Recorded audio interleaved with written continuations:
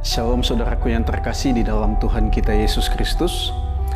Kembali bersama dengan saya, Olwin Revigosal. Mari kita merenungkan kebenaran firman Tuhan di minggu sore ini.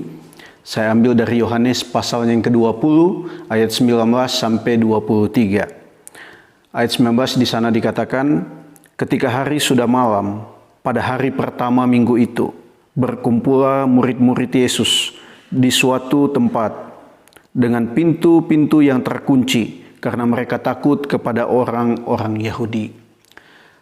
Saudaraku, kondisi yang tidak mudah dialami oleh murid-murid, meskipun memang itu sudah Tuhan Yesus katakan bahwa Tuhan Yesus akan mengalami kematian dan sudah mengalami kematian yang begitu mengerikan. Dia harus disiksa, dia harus mati di atas kayu salib seperti seorang penjahat, dan murid-murid tercerai-berai. Mereka mengalami ketakutan yang begitu mengerikan karena gembala, pemimpin, raja, guru yang mereka agung-agungkan tersiksa dengan begitu mengerikan dan harus mati. Mereka berpikir siapa lagi yang akan menolong mereka mengusir setan? Siapa lagi yang akan menolong mereka menghentikan badai? Siapa lagi yang akan melakukan mujizat memberi makan 5.000 orang?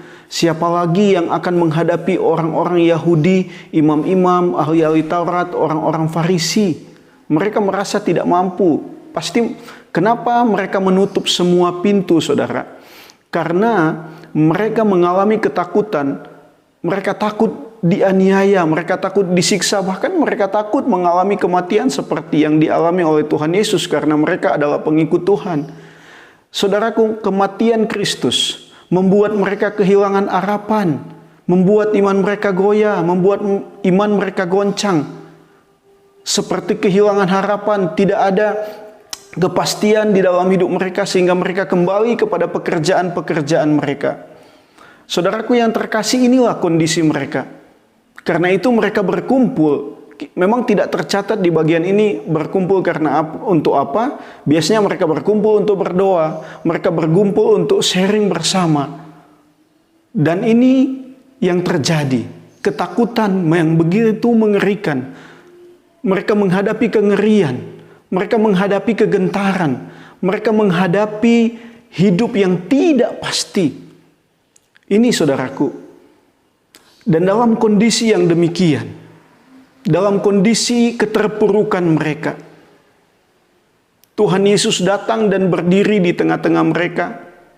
Dan luar biasa kita lihat apa yang pertama Tuhan Yesus katakan, damai sejahtera bagi kamu.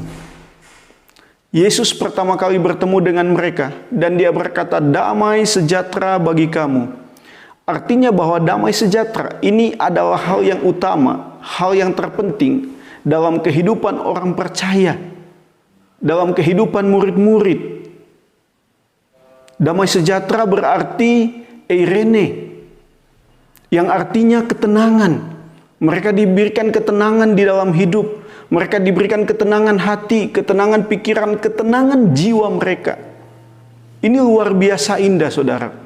Jadi hal yang paling utama dalam hidup kita sebagai manusia adalah ketenangan jiwa, ketenangan hati, ketenangan pikiran. Dan itu datangnya hanya daripada Tuhan.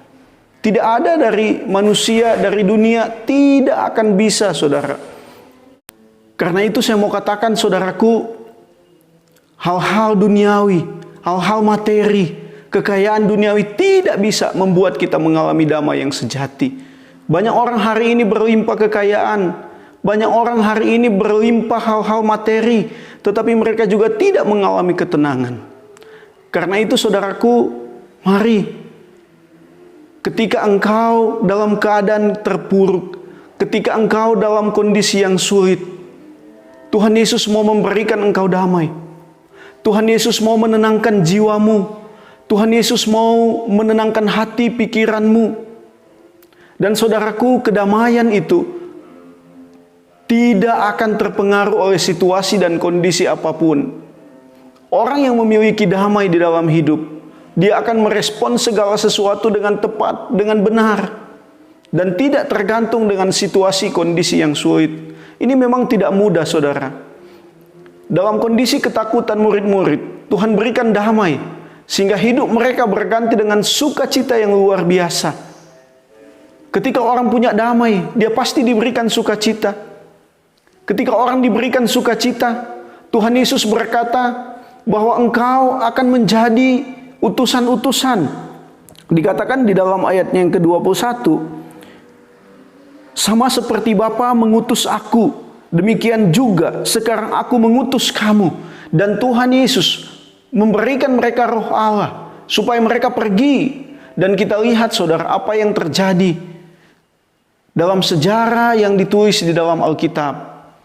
Murid-murid menjadi orang-orang yang pantang menyerah, meskipun nyawa sekalipun mereka nggak mundur memberitakan Injil. Mereka nggak mundur memberitakan Kristus.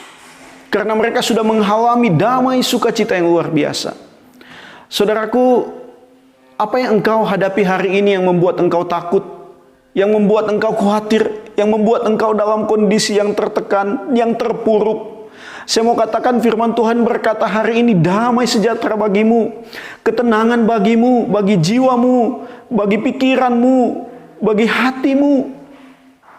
Mari saudaraku, damai dari Dia akan menolong kita untuk menghadapi segala situasi dan kondisi dalam hidup ini, sehingga kita mengalami hidup yang tenang di dalam Tuhan. Menghadapi COVID-19 hari ini saya mau katakan bahwa waspada itu harus. Tetapi jangan kita dikuasai kekhawatiran, dikuasai ketakutan, karena damai sejahtera dari Tuhan, ketika Dia bangkit dari kematian, itu memberikan kita harapan baru, kekuatan baru untuk menjadi saksinya. Tuhan Yesus memberkati kita.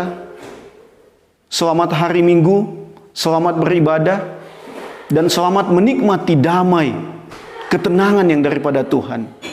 Tuhan Yesus memberkati. Shalom.